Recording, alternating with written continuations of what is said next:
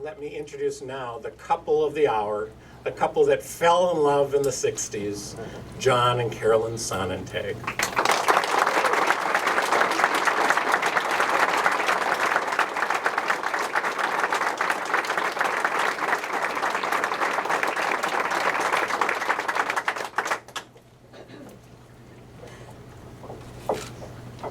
Well, I'm looking at my notes, and as usual, Jim took a lot of my talking points away today, but I'm going to just skip over some of those.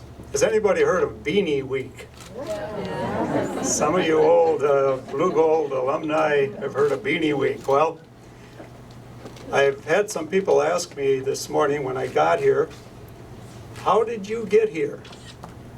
Were you born here? How did you get here?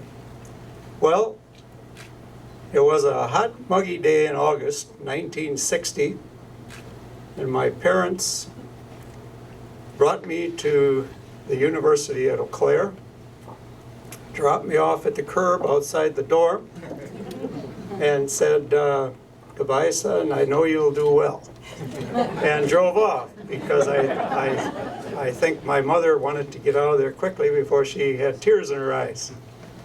But I think probably all students, when they come to a university, are left standing on the sidewalk. And that's what happened to me. Well, anyway, that week was Beanie Week. And that's a week before college starts. They want to kind of indoctrinate you the blue gold way. And they tried with me, but I don't know if it worked. A beanie is a little blue and gold little thing that you put on your head. You have to wear that a whole week. Well, can you imagine freshmen today doing that? That's why they don't do it anymore. The one thing I got out of Beanie Week, I met Chancellor Dr. Leonard Haas. I was so impressed with this man. Almost every day he would come and address the prospective freshmen. And he was such an articulate speaker. And the one word that he constantly used was the word excellent. And if you look on the Eau Claire literature now, it's excellence in education, excellence in this. That came from Dr. Leonard Haas. Remember the word excellence. The next thing that happened, I courted my wife here. I met her at the university. The first date was set up by my sister, Jane, who is here today. And we went to the Stout Eau Claire football game in Menominee. And of course, at that time, she was going with my roommate, Jeff Cody, who is standing back there. He's kind of grinning now. He probably knows what I'm going to say. And Jeff was my roommate in college until he met my sister. Then I was forced to move out of the house, and Jane moved in. And it wasn't long after that they were married. Jeff, not only being my roommate, he married my sister, is my best friend. And before I bought Fear Concrete, you're standing on the Fear Concrete premise here, I called Jeff. And I said, Jeff, I'm going to buy this concrete company in Eau Claire, but I don't have anybody to run it, because all of the people that were working for Mr. Fear were all in their 70s and were going to retire. Jeff said to me, John, I don't know a thing about the concrete business. I said, but Jeff, you know about people, and you're good with people, and really that's what business is all about. So he said, okay, if you can surround me with people that know how to make concrete block and concrete bridge girders and concrete pipe and whatever else we make out of concrete, I'll do it for you. And he did. And he did an excellent job. There's that word excellent again. Jeff Cody, an excellent man. After college, we left Eau Claire and we moved back to the corporate headquarters of County Materials. It was County Concrete then. And we built the company. I'm going to leave some things out here because I was going to talk about the FIs. I'll talk about that. Move back just a little bit. My wife's probably going to kill me for saying this, but I'm going to say it anyway. But after we were married, we lived in a trailer court right up on top of the hill here. And she was working for Slagsvold, Minton, and Jetron, the insurance guy downtown. And of course, I wasn't working. I was going to school. I didn't think I had to work and go to school. Well, she walked in one day, and she walked right up to me, and she said, "John, if you don't get a job, I'm going to quit my job." So I said, "Oh, okay, I'll make a couple phone calls." Well, what did I know how to do? I know how to drive truck. I know how to drive heavy equipment. But you can't do that on a part-time basis. So I called the bus garage down here. They were always looking for drivers.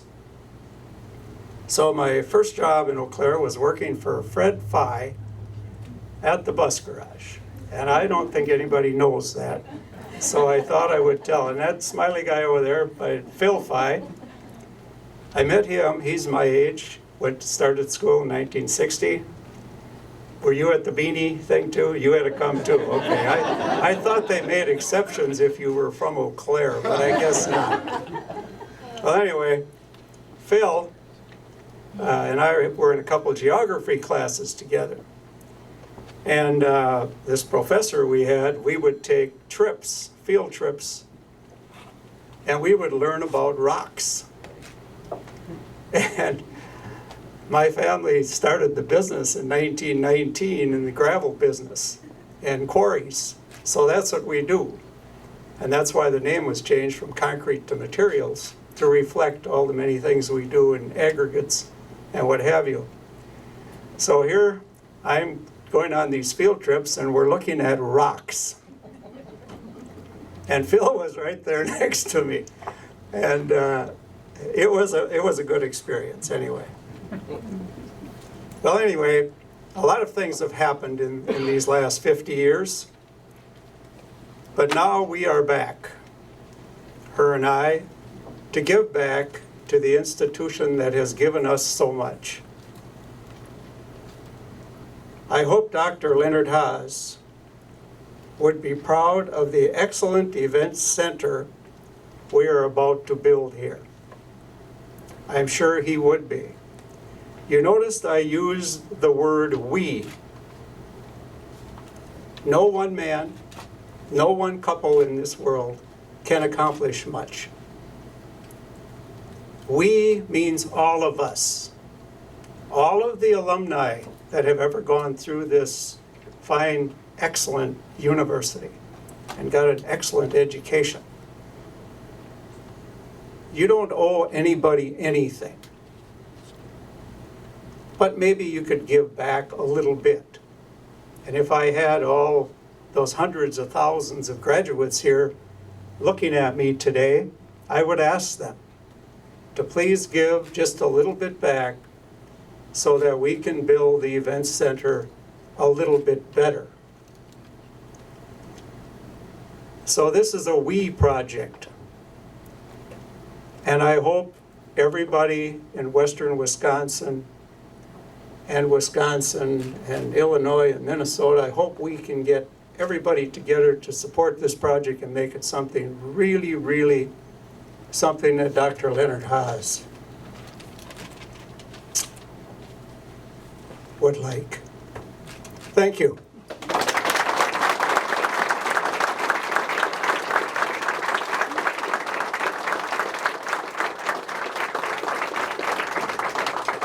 I just would like everybody to know I still have my beanie. And if I would have really been on top of things, I would have brought it today and probably wore it. But the memories we've had here, the schooling, and all the years with the business. Speaking of business, I don't think this room has never had this many people in it, and so it's kind of neat in that regard. And John is so right. This next step, we've been fortunate enough that we've had this property, and now we're able to give it to the university. And it's a university project, but it's also a community project. The buildings that are going to be built here are going to be used by everyone in this Eau Claire district and even beyond. And like the chancellor mentioned, to have a national champion basketball team would be just really phenomenal. Our family's kind of athletic. We've had boys that, our boys were quite athletic in their younger years, and now we're seeing our grandchildren just doing their thing, and it's so exciting. And that's kind of what this is all about. It's the future. You know, you hear politicians talk all the time. It's the kids.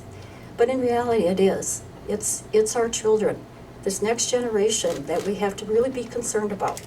And I think this facility is going to keep them focused. So many children are on the streets, and I just really think that having the opportunity that this event center is going to have is going to bring our children back to the family way, the way it used to be years ago.